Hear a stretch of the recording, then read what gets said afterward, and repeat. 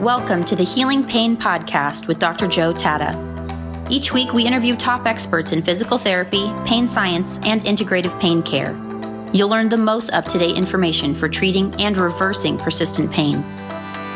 This podcast is for educational purposes only and not intended to be used as personalized medical advice. And now, here's your host, Dr. Joe Tata. Hey there, my friend. Welcome to this week's episode of the Healing Pain Podcast.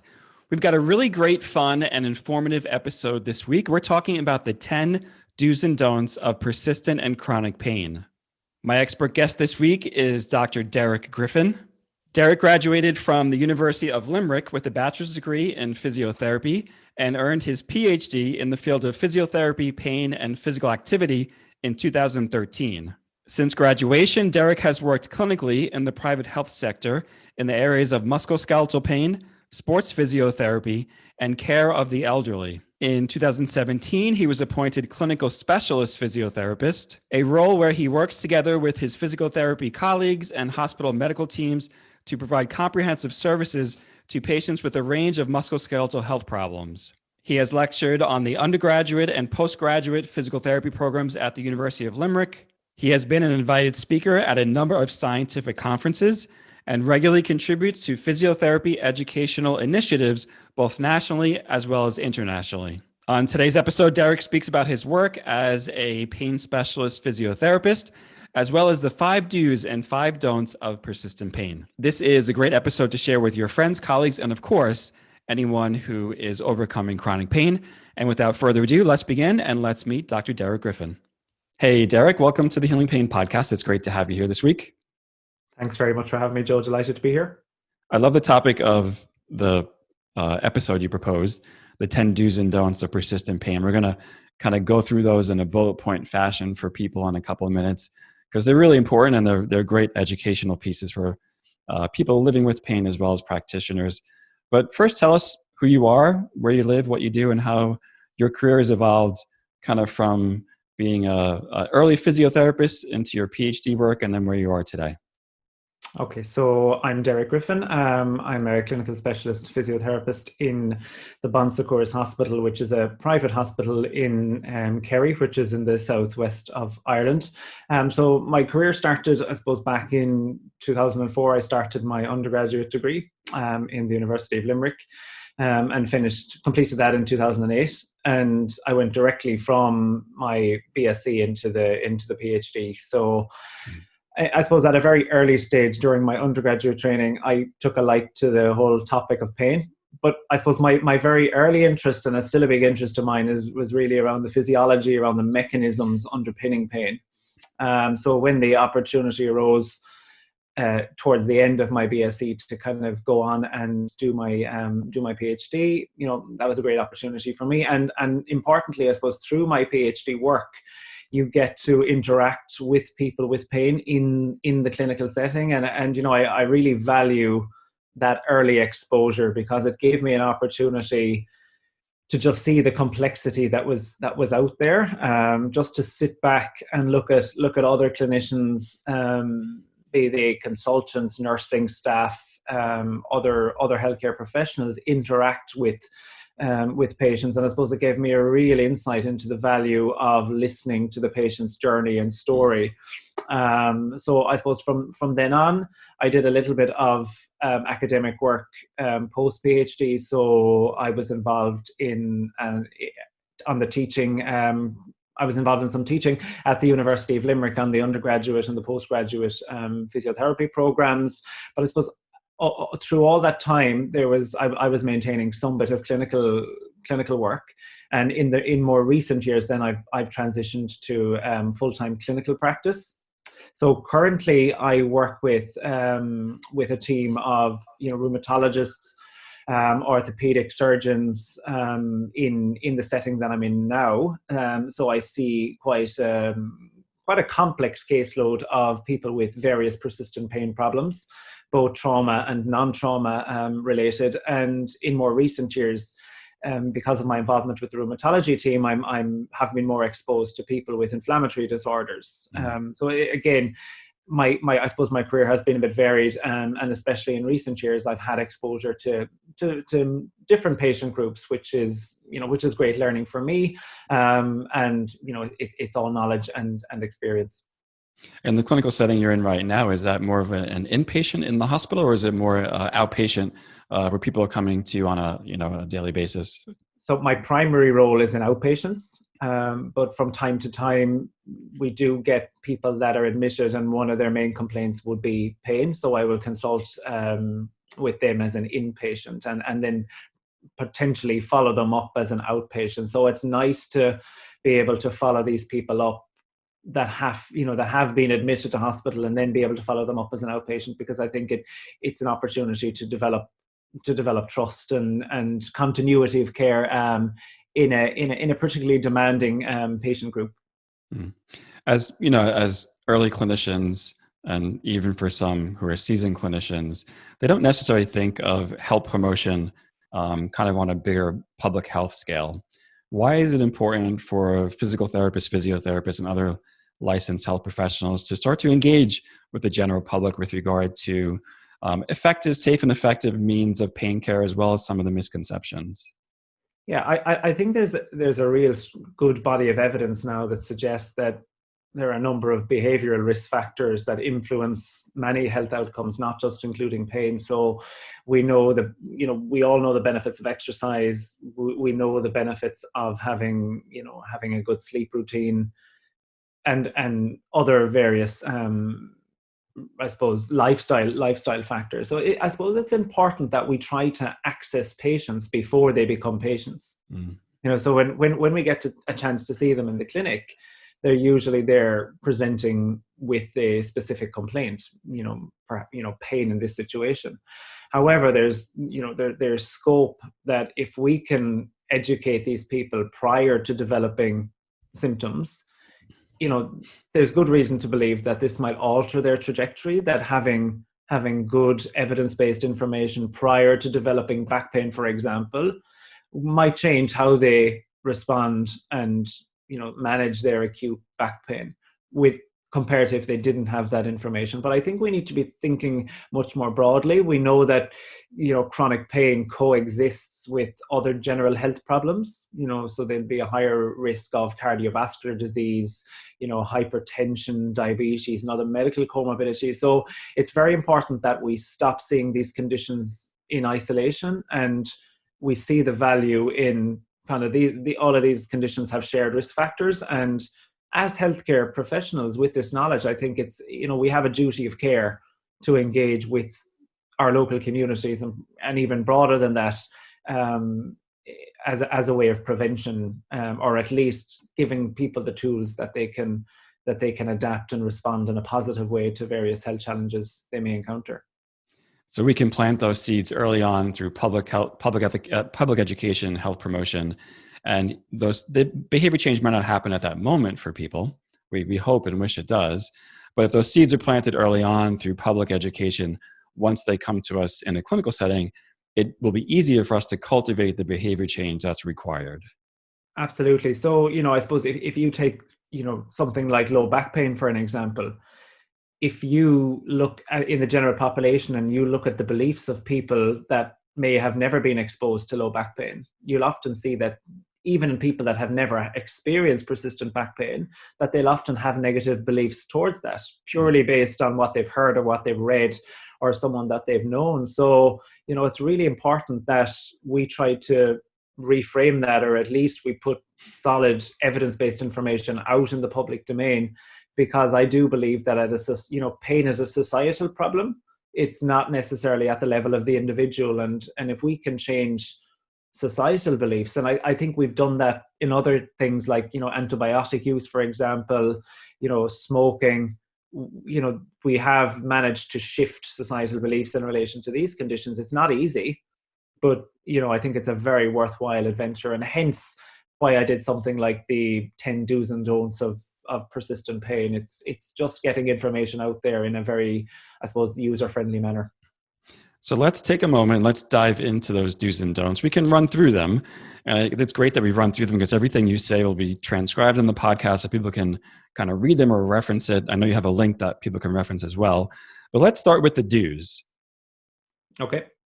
So I suppose the first one is that know that your pain is real. And I think this is probably the most important one, hence I put it as the first do. And that's because, unfortunately, there still appears to be a stigma around persistent pain. And this is usually based on, I suppose, the very early biomedical or medical model where pain is attributable to a specific pathology or an injury. And if these people have had multiple scans, multiple investigations, and may have been told, we can't find anything wrong with you, therefore, and the implications of that is that the patient may believe that it's in their head, we still get patients in the clinic that use this type of language. They almost feel that they have to tell the therapist that it's not in my head, this is real. And that's a shame that the patient feels that they may not be believed. So I think we can tell them that, we can at least empathize with them and validate their experience. While it might not be always attributable to a specific injury or pathology that we can see on an MRI scan, or when we examine a joint, for example, we can still, I suppose we can still validate their experience based on an emerging body of scientific evidence that tells us that the perception that is pain is complex. And we now know that, it's not simply a measure of tissue damage. We have a good enough explanation as to why you can still have these symptoms and not necessarily have something showing up on an MRI scan.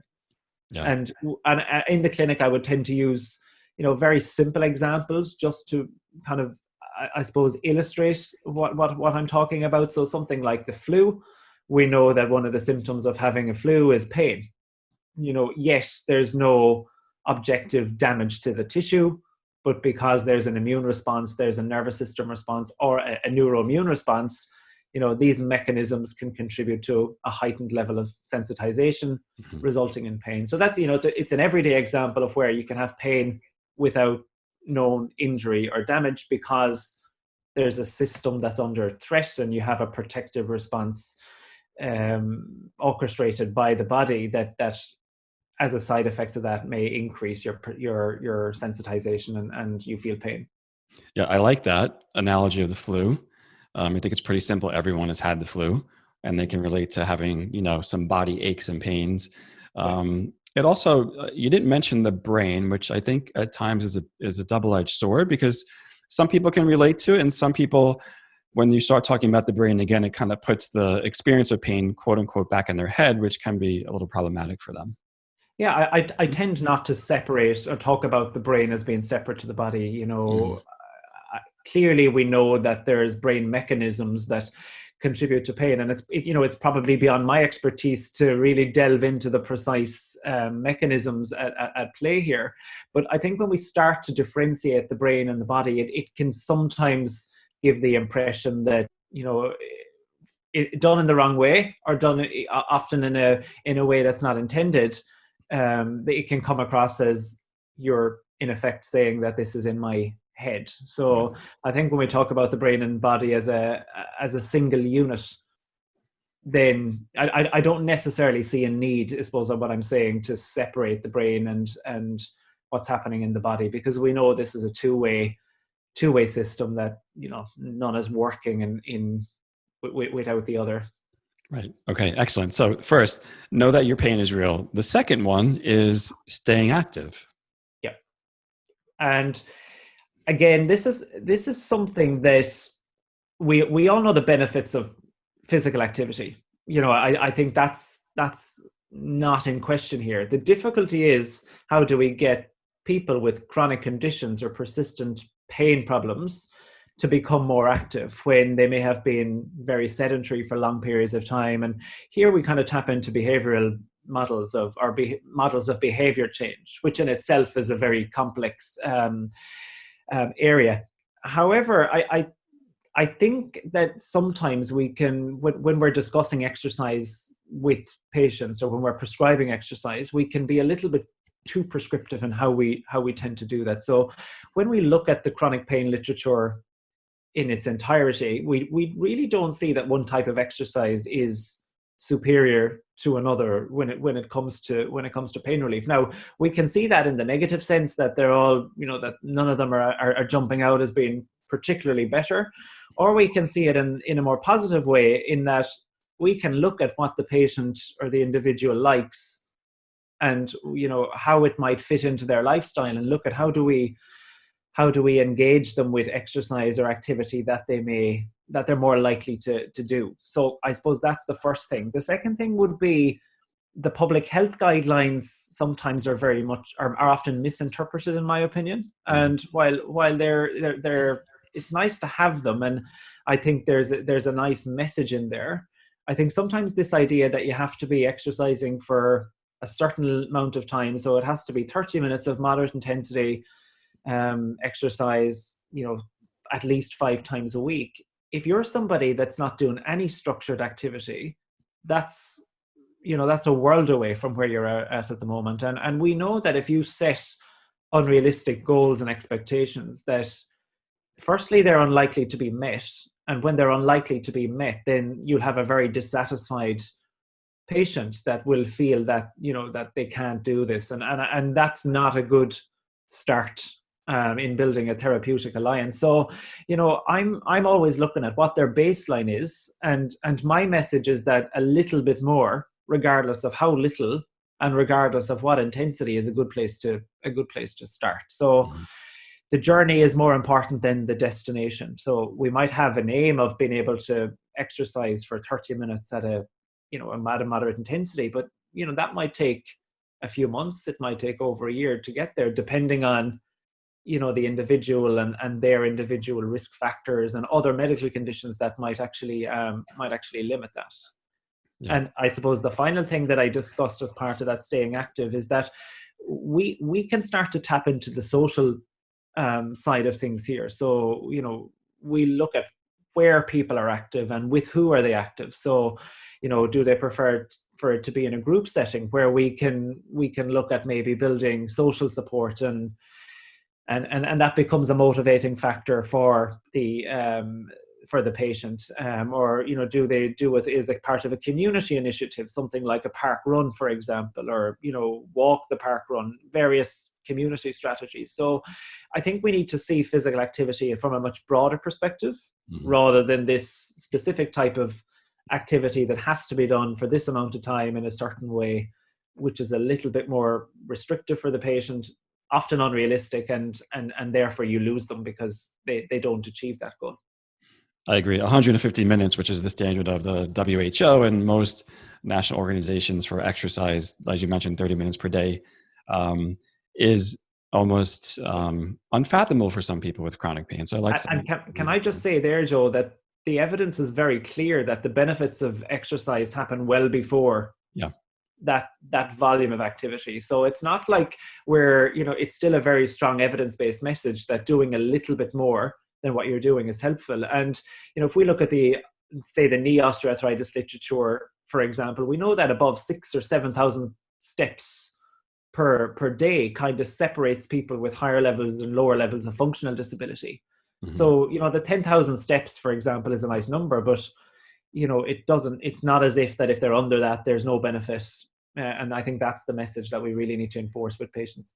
That's good. Yeah. Moving at any level from where you are today, a little bit more, goes a very long way.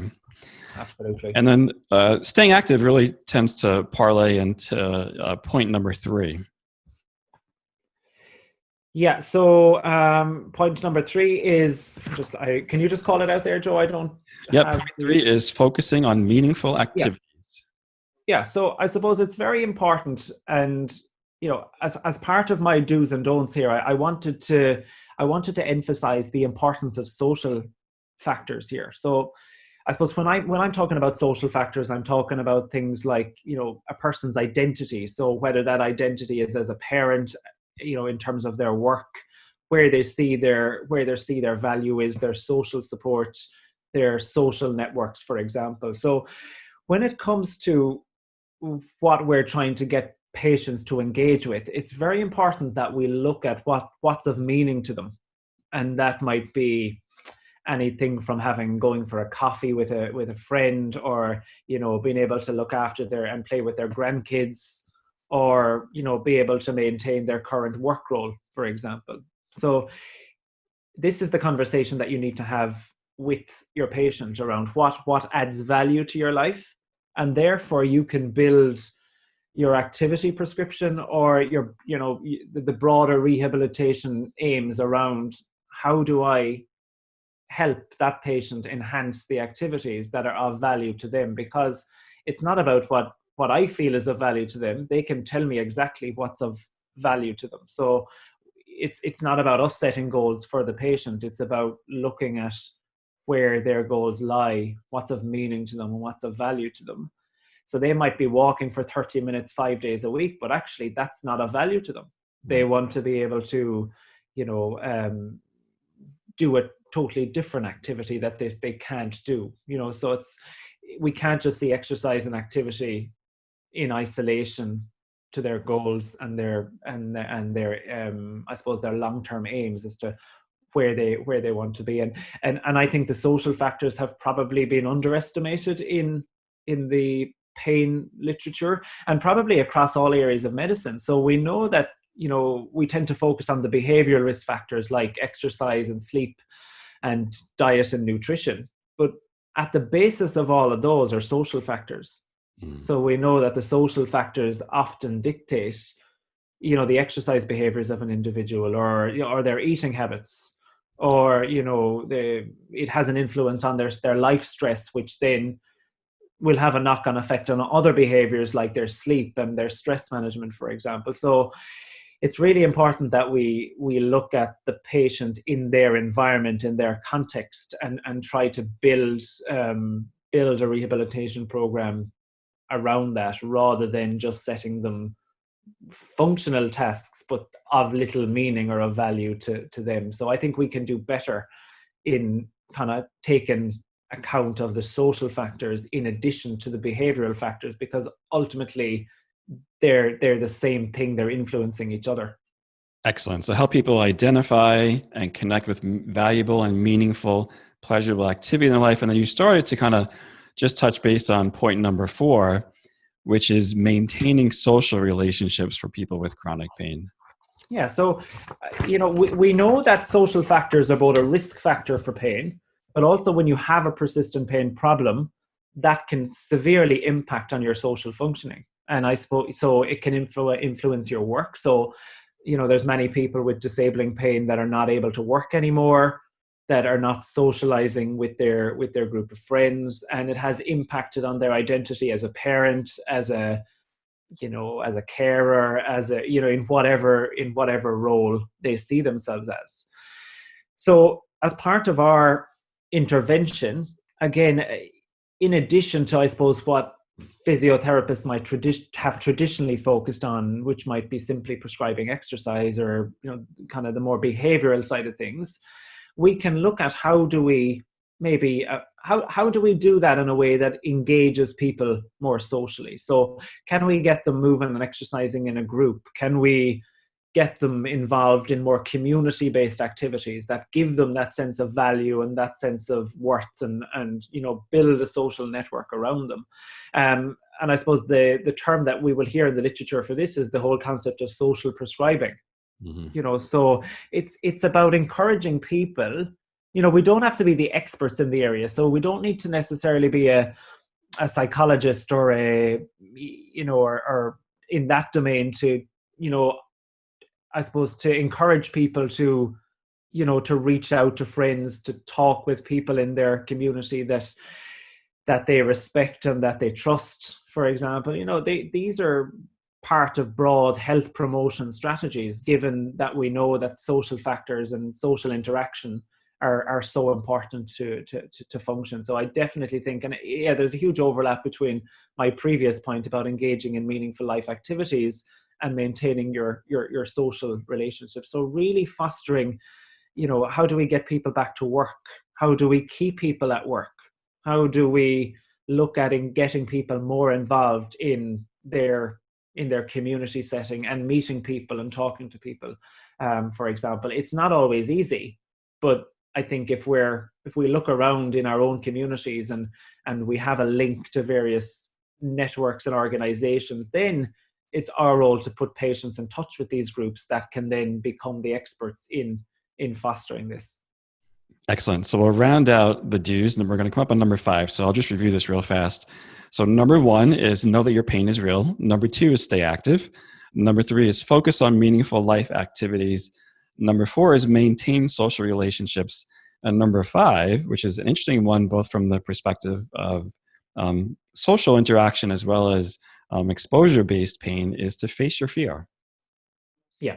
So I suppose one of my primary interests in the field of persistent pain is the application of an exposure-based intervention. And really at a very simple level, this is identifying movements or tasks that individuals are avoiding, or they're doing in a different manner, often based on a belief system that this might be damaging or they're doing harm, or they might be avoiding it because it has become associated with a pain response. And, that's a human response. And I'm very clear with patients that often these avoidance behaviors are normal.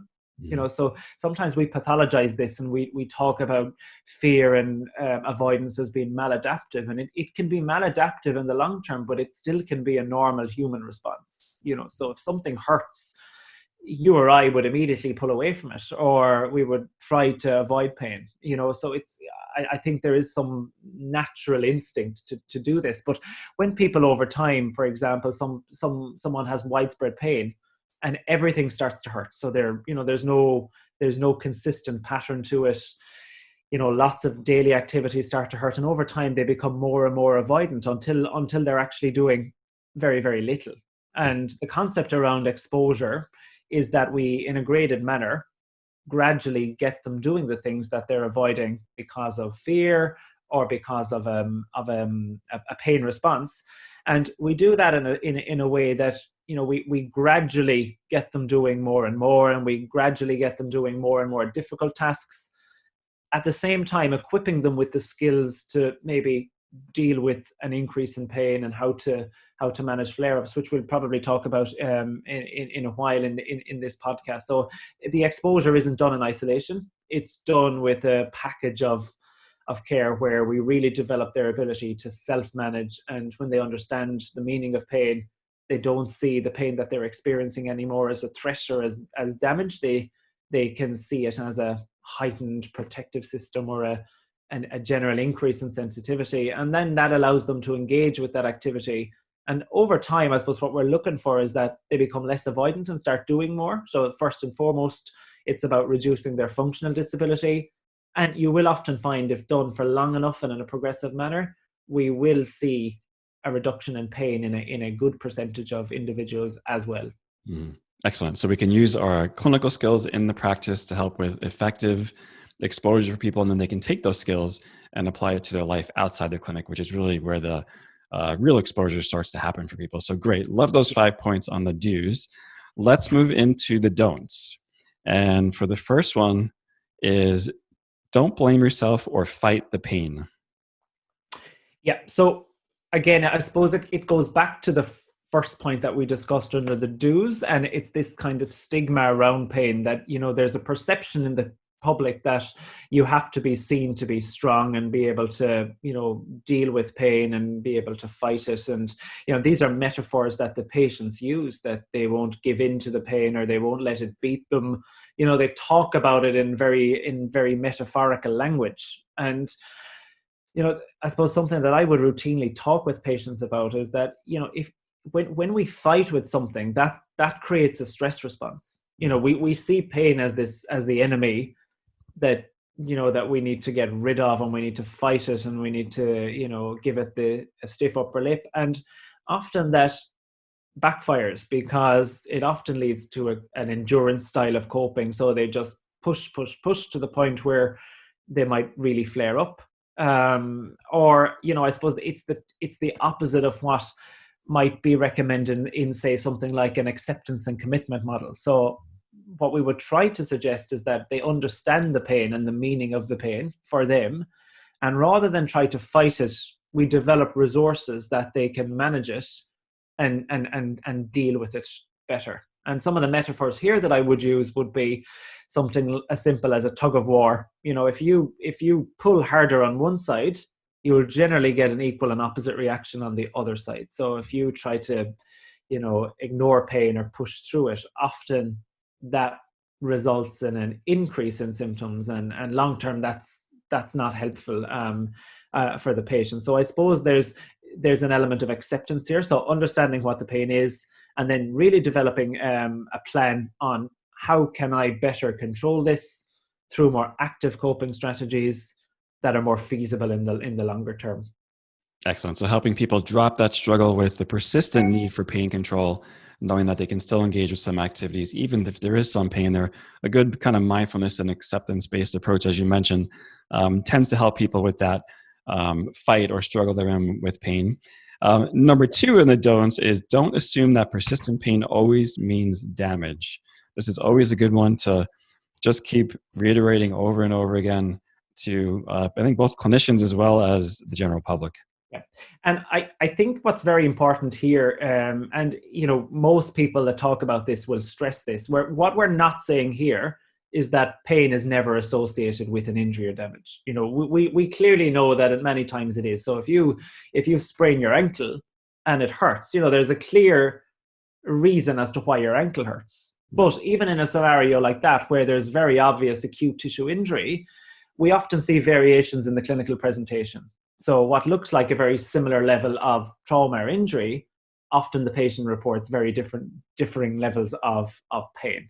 So I suppose the message is that the amount of pain that you have isn't necessarily a measure of what's happening in the tissue. That there's many various mechanisms now that we understand from the basic science work that I suppose that there's often a difference between what's happening in the tissue and how much pain somebody is experiencing.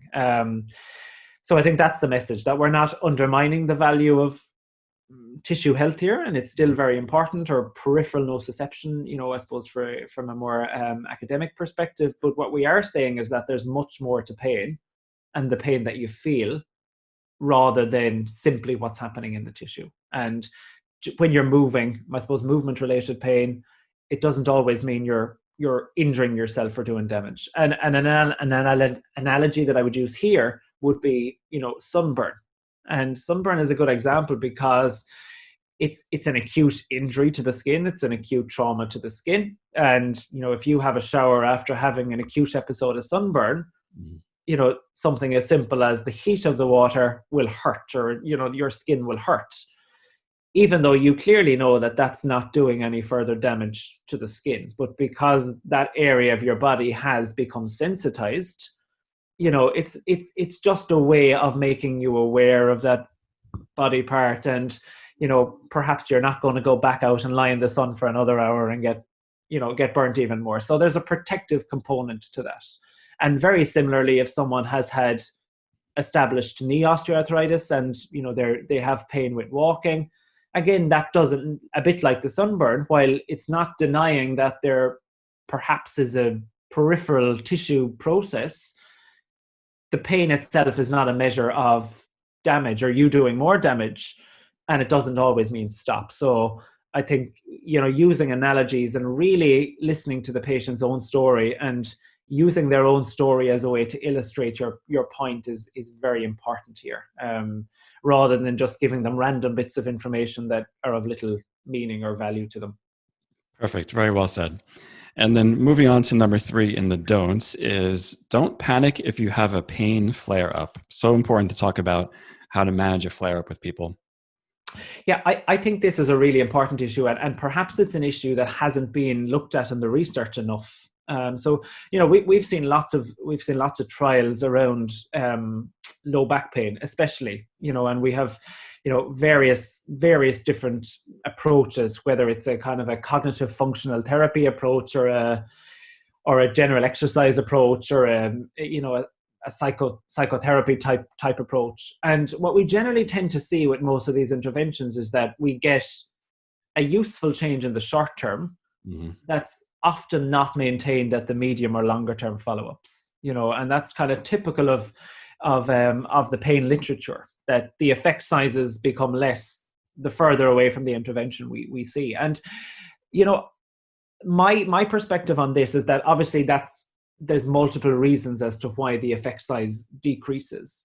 But as a clinician, and looking at it from with my clinician hat on rather than from a researcher perspective, is that, patients inevitably at some stage, given the complexity of what's going on, will have a flare-up. And, I talk to patients that like the flare-up is like a crossroads, or you come to a fork in the road. Do you go down the road you're used to traveling, which might be, start thinking, oh, this isn't working. Here I am again. The pain is back. All of that new stuff I was taught, isn't for me. Or do we see the flare-up as a chance to learn and to kind of use that experience to help us going forward? So I try to encourage patients to look at the flare-up as an opportunity to see what might have changed, and that reinforces learning. So it might be that they've had a period of bad sleep, or that they've had a stressful situation arise at work, or that they've doubled their level of activity over the last week. And, we use that information going forward as a way of preventing a flare-up. But it's my opinion that when some people flare up for whatever reason, perhaps, we haven't educated them in the way that we would have liked, or they haven't, I suppose the way they've received the information hasn't been the way we intended, but they flare up, and that kind of ends their journey for that approach. And then they move on to the next approach. So there's perhaps a need in the literature to really look at what happens when people flare up, and what are their experiences about that. So we probably need a little bit more qualitative research to tease that out, or perhaps embedding in these randomized controlled trials, just having, rather than just looking at the 3-month, the 6-month and the 12-month data, looking at, or at least for a subgroup of these people, their kind of trajectory on a 2-weekly or a fortnightly or a monthly basis, to see, are they doing really well, and then they have a flare up and then they're dropping off, or what's happening here. So I think teaching people that flare-ups are not a sign of harm or injury in the vast majority of cases, and then really looking at developing their skills and giving them permission to alter their activity, for example, to back down on their activity for a period of time, and just allowing them to respect their pain, and then going again. So it's a conversation that I have with patients from the very beginning, that I'm not guaranteeing that they will flare up, but there's a likelihood that they will. And if they do, here is the plan. This is our plan. They can contact me, we'll talk it through, so they don't see this as out of the blue, and then we lose that trust, and therefore their outcomes can be negatively impacted. Excellent. I really like that. So setting some expectations in the beginning can be really helpful for people, and then helping them kind of reframe that flare-up is a challenge and not necessarily a crisis for them can be a really good place to start. Yeah, rather than it seeing it as a setback, it's merely a detour. Excellent. So let's move on to point 4 with the don'ts. And this one, I didn't expect this one to come up, and this is just so important, I think, now with social media and how much information we have in the world, is don't believe everything you hear or read. Let's talk about that one.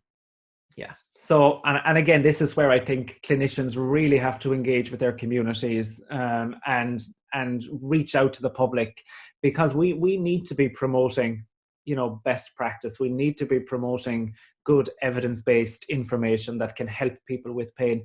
I suppose I don't have to tell you, Joe, you go on Facebook, you go on, social media platforms, you look in your local newspaper, you're going to see claims made about a variety of different potions and lotions and interventions for people with pain, that often, claim to be curative, or at least have a profound effect on influencing people with pain. So I think we have a duty of care to protect patients, because when you're in pain, and particularly when the pain is going on for long periods of time and your life is really affected by it, you're going to grab onto any bit of positivity or any bit of hope that you that you can. So I don't blame patients for often seeking treatment or having an intervention that to me looks totally off the wall, because unfortunately the way that it's published in the media or on social media can be done in a very kind of a professional way, and it can look like this thing really works. But the reality is it generally doesn't for the majority of people, and it keeps them on the merry-go-round, and they become more and more dissatisfied. And the more and more dissatisfied they become, by the time they come to see someone like you or I, it makes our job a lot harder. Yeah. Because we know that the more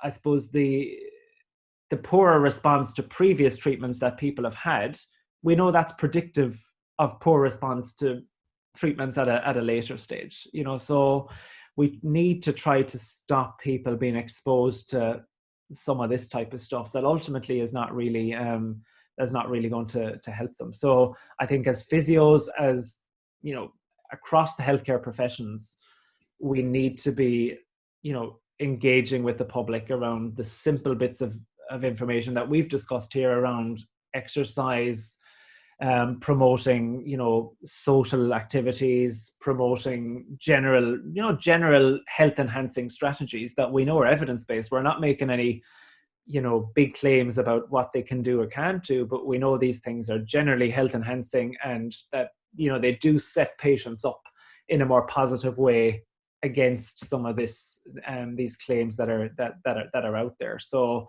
this is something I'm very passionate about, simply because I suppose this is a vulnerable group, like any group that have a long-term condition, and they have to be protected somehow from being exposed to some of this, because the other side of it is that it can be very costly. People spend an awful lot of money on interventions that were never going to help them, and that's not fair. If we can intervene, and we can at least go some way towards trying to reduce the risk of that. Excellent. There's a physical cost, there's an emotional cost, and there's a financial cost to engaging in these quick fix solutions. And we can do a lot as licensed health professionals to help people move away from that and move towards evidence-based health promoting activities. So we're going to round out and come up to number 5 here, but I'll review the don'ts here. So don't blame yourself or fight the pain. Don't assume persistent pain always means damage. Don't rush or panic if you have a flare-up. Don't believe everything you hear or read. And then finally, don't rely on scans, x-rays, or MRIs to tell the entire story. Yeah, and this goes back to the point that we discussed at the beginning of the don'ts, at the beginning of the do's, that understand that we discussed earlier, I think it was point 2 in the don'ts, about that pain doesn't always mean damage. So MRIs, particularly advanced imaging like MRIs and CT scans are, they're getting better all the time. So we can see changes in the tissues now that we might not have been able to see before. And while very useful tools, and I think medicine in general and physiotherapy have been enhanced greatly by access to imaging, we've also had situations where people have treatment dictated purely based on an imaging finding. So that's one of the fallouts of relying solely on a scan. But I think the bigger fallout is that MRI scans, CTs, X-rays will tend to show lots of changes in people, both with and without pain.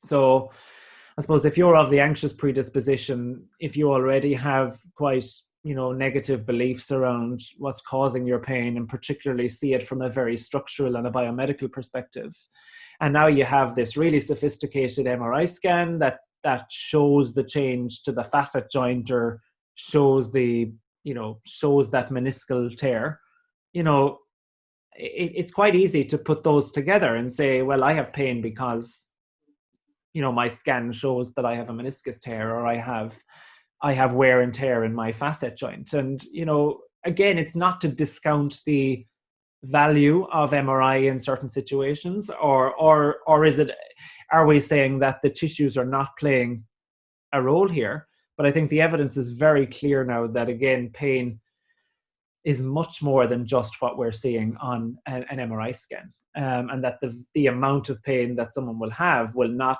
necessarily be one-on-one with the MRI findings. And I think we can use examples like that in the clinic to explain to patients. So we can use examples like a knee X-ray, for example. We know that there's not a strong correlation between what your knee looks like on an x-ray and how much pain that you'll experience in your knee, for example. So it's not saying that what's happening in your knee is not relevant.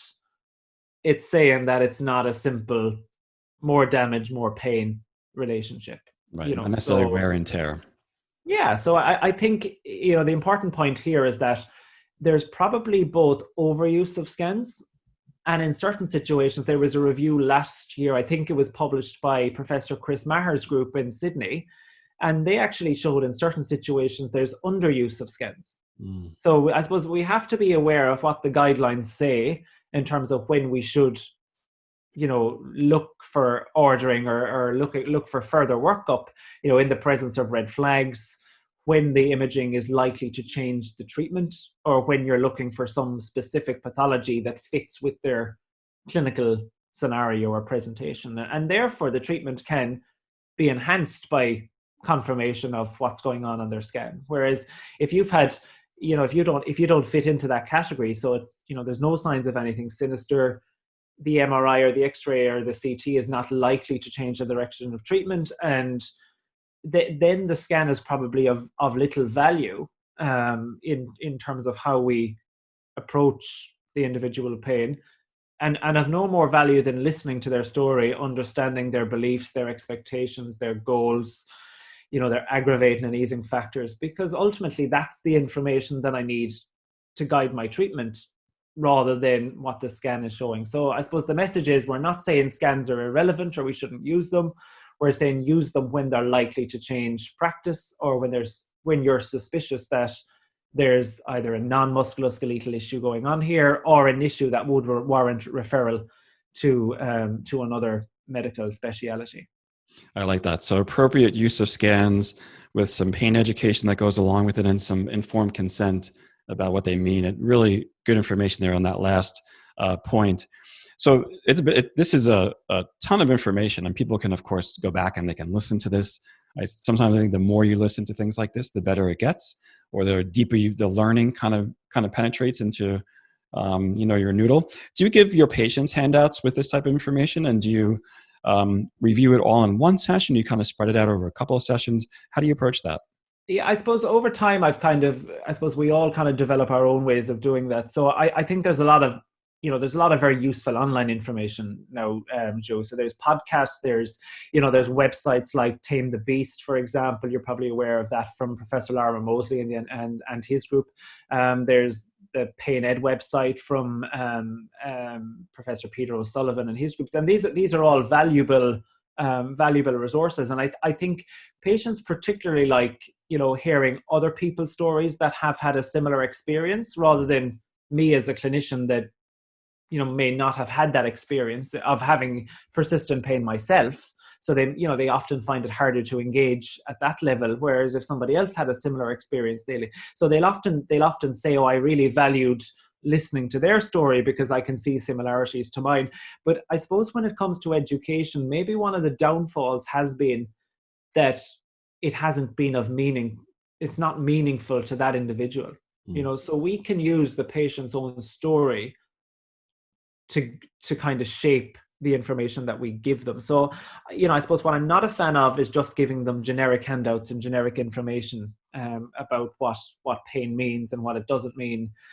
Something like the do's and don'ts is a bit generic, and it's, but in the clinic, I can kind of tailor that to their individual presentation and kind of use it as a template, but to fill the gaps with the bits of information that they actually give me, and really use their own story to, enhance their learning. So it might be something as simple as they've had a bad flare up recently, and actually there was no catastrophe. They got out of it, and now they're getting back on track again, and using that information to, talk about how they might manage a flare up going forward. Or, they have been abroad at some time and they felt much better when they were abroad, and then really teasing that out. Well, actually you were more active, and you were more socially engaged, and you were sleeping better. So they can see from their own experience that actually when all of this was happening, I felt a lot better, rather than you just telling them that if you sleep better,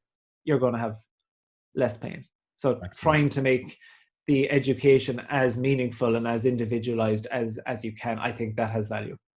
Perfectly said. So using their story to enhance the learning of these do's and don'ts, which are really rooted in, good pain science and pain education, but using what the patient's story is, their values in life and what meaning it has for them to help them obviously cope with and overcome pain in the long run. Yeah.